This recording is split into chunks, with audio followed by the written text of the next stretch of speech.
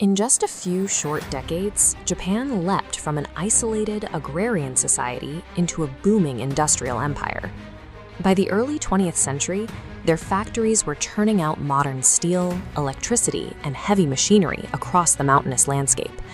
But beneath the smokestacks lay a harsh geographic reality. The Japanese home islands were highly volcanic and possessed very few natural resources. They physically lacked the coal, iron, and rubber required to feed a modern industrial economy. To keep the factories running, Japan looked to the Asian mainland. Throughout the 1930s, the Imperial Army aggressively invaded Manchuria and pushed deep into China, extracting the raw materials necessary to sustain their rapid growth. Without a steady flow of materials from these conquered territories, the entire Japanese economy would collapse. Their territorial expansion was a matter of basic physical survival. When Japanese forces occupied French Indochina in the summer of 1941, the United States retaliated. President Franklin Roosevelt signed an executive order freezing all Japanese financial assets within the U.S. This chart shows a breakdown of Japan's oil supply at the time. Look at the massive slice right here. The United States supplied roughly 80% of Japan's petroleum. Because Japan could no longer use its dollars to buy American fuel, the asset freeze acted as a total oil embargo. Roosevelt and his advisors believed this was a measured response.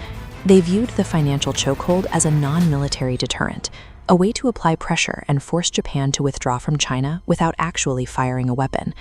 But in Tokyo, the military calculated they had perhaps a year and a half of oil reserves left.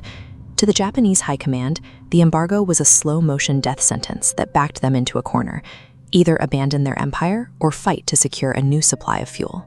Japanese Prime Minister Fumimaro Konoe desperately wanted to avoid a war with America.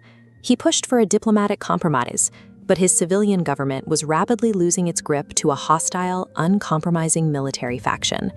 Across the Pacific, U.S. Secretary of State Cordell Hull was reading intercepted Japanese diplomatic cables, codenamed Magic.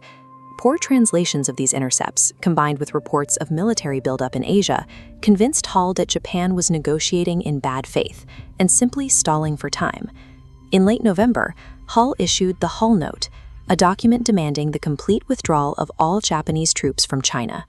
Hideki Tojo, who had recently taken over as both Prime Minister and War Minister, read the document and declared it an insulting, impossible ultimatum. With neither side willing to yield their position on China, the diplomatic talks completely collapsed.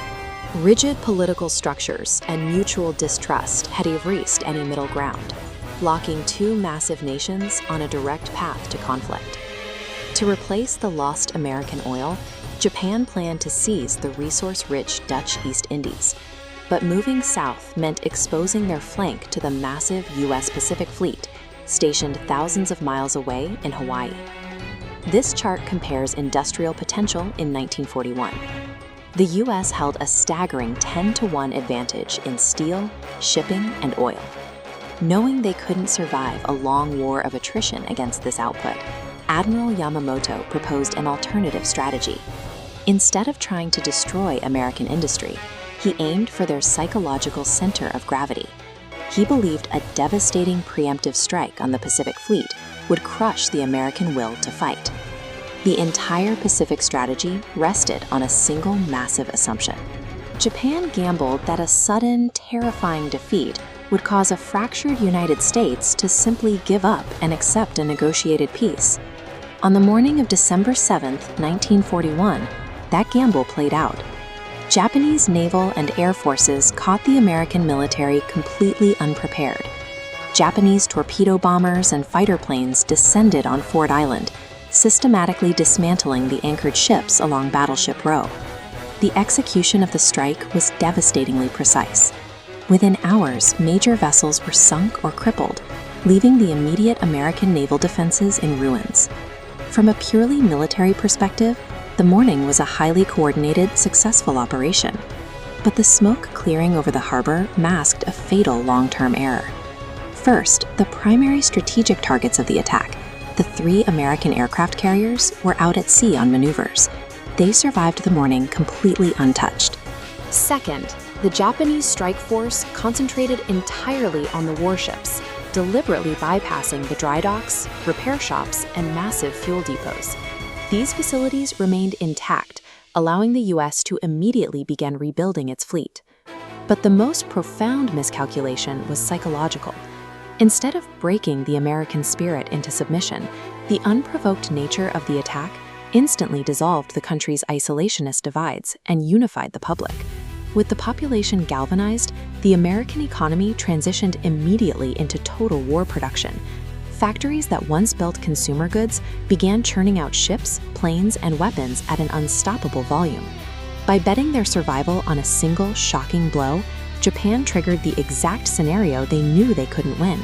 They mobilized the full industrial might of the United States, ultimately guaranteeing the collapse of their own empire.